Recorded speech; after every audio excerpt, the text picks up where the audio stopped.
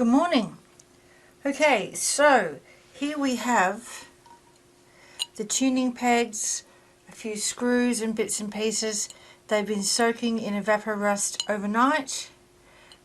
You won't be able to see probably from the camera, but I can see little specks of dust floating in the mixture. So hopefully that means it's done its job. So let's get it out. Now the great thing about evaporust is that it's non-toxic to the touch. So unlike other caustic chemicals, this isn't going to burn you. It's not going to do all the nasty things other chemicals might do. It might give you a slight skin irritation depending on your skin.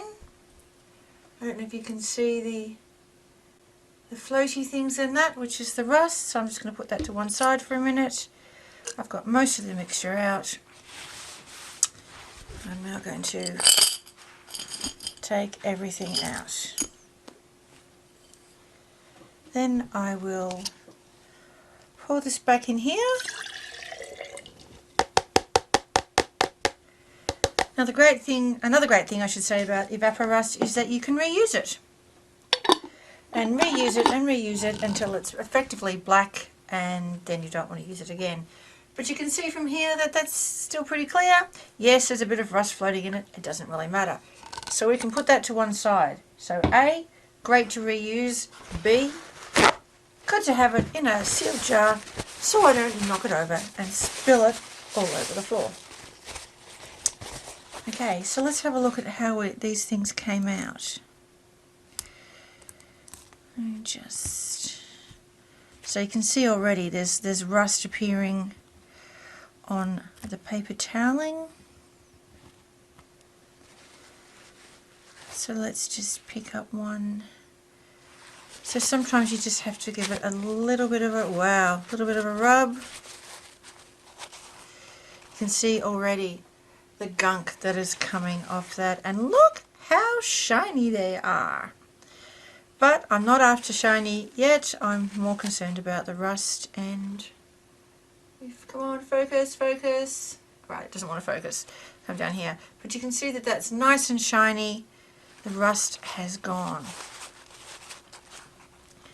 So I'm pretty happy about that. Now what I will do is just, should I give them a bit of a wipe off? I will run them under a tap just to wash off the residual evaporust.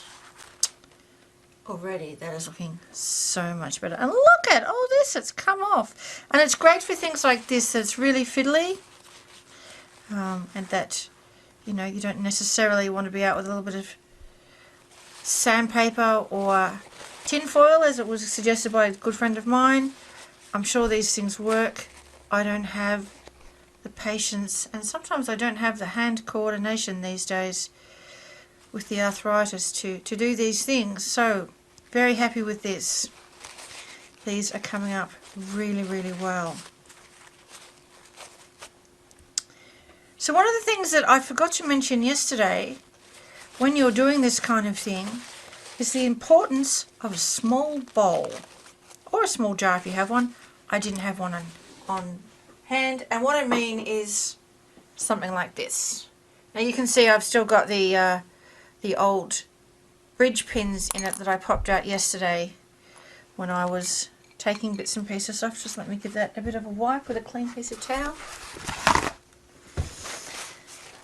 And it's just really important when you're removing anything from your guitar or your uke or whatever it is that you're working on that has small pieces in it, is when you take them off, pop them into the bowl, because that way you're not going to lose them. You're not going to drop them on the carpet, and if you've got dark carpet like me, it then becomes increasingly difficult to find them if you drop them. Murphy's Law says if you drop something it will bounce and roll into the most difficult place to get. So just by putting them in a little bowl can help a lot. So I'm just going to pause here. I'm going to go and give these a rinse, and then we'll come back and take it from there. So as you can see, here I am at my sink. I've just got an inch or so of water in the bottom. I've got the plug in, so there's no danger of anything down the plug hole.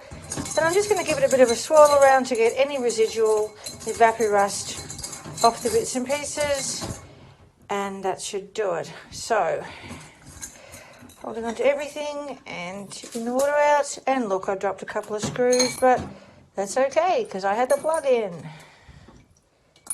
Yeah, that's the voice of experience.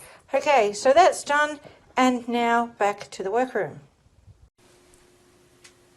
Okay, so here we are back from Blair Witch Project in the kitchen, and you can see nice and shiny in the bowl. So I'm just going to dump them out onto one of my favourite working towels.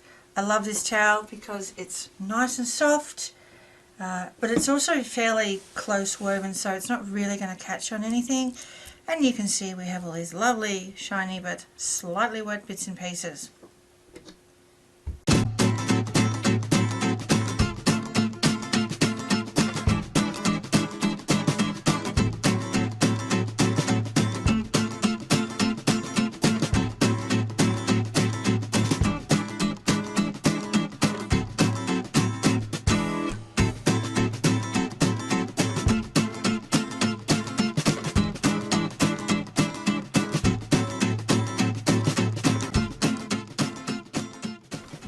Some moments later, she reappears with a fancy plate. I'm just going to put some paper toweling on it. Tip them back out again.